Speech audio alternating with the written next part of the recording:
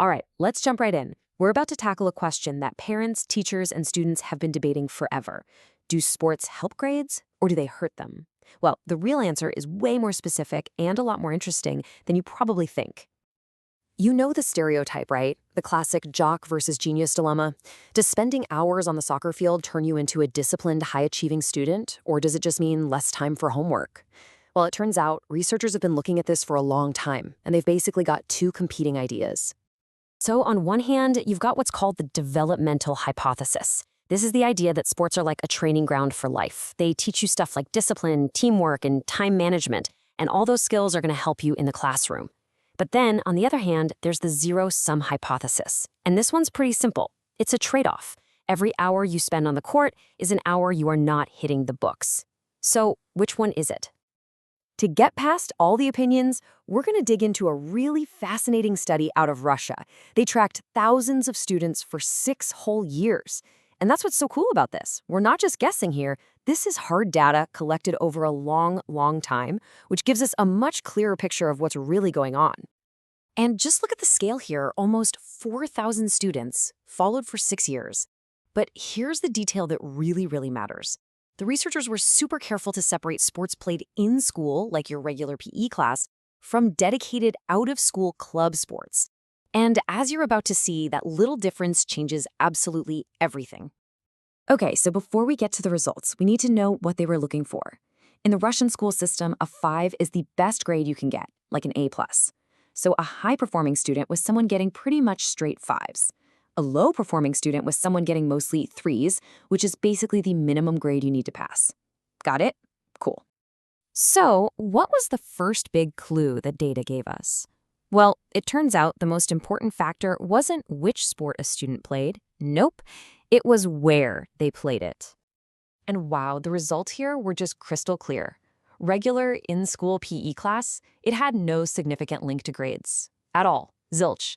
But those dedicated out-of-school club sports, they showed a clear positive association with better grades. So just showing up for gym class, that's not what moves the needle. Okay, so this narrows our focus down a lot, right?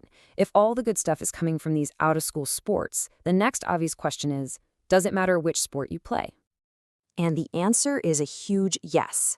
But this is where the study gets really, really surprising, because the types of sports that seemed to help were completely different for boys and for girls.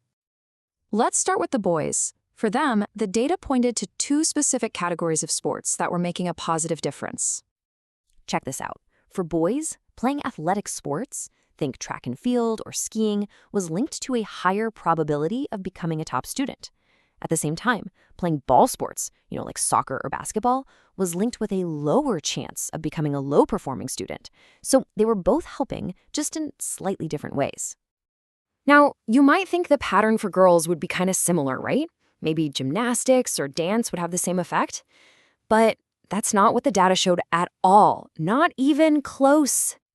Get ready for this. For girls, the one category of out-of-school sports that was linked to a higher chance of becoming a top student was combat sports. Yeah, karate, judo, wrestling. The researchers guessed that these sports might build a kind of focus and competitiveness that gives girls an academic edge.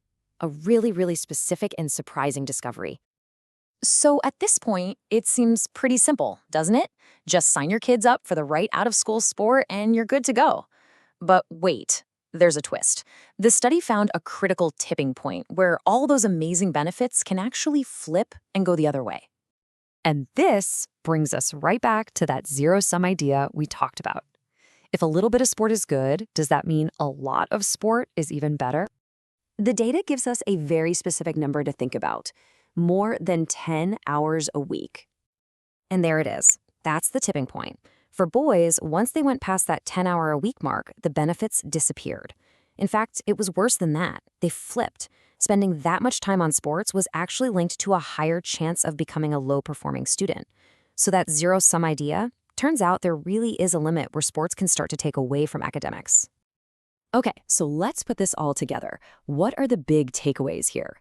1. Location is king. The real benefits come from those structured out-of-school clubs, not just regular PE class. 2. The specific sport matters a ton, and the winning formula is totally different for boys and girls. And 3. Time is the secret ingredient. You have to get the balance right because too much, especially for boys, can actually backfire. And this quote from the study's author really just nails it.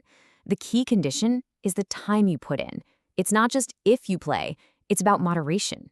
It's a balancing act, and finding that sweet spot is what makes all the difference. So the simple question of jock or genius has a much, much more complicated answer, doesn't it? It all depends on where you play, what you play, your gender, and crucially, how many hours you're putting in. It really forces us to think more strategically about how we balance the playing field and the classroom. Thanks for joining me on this explainer.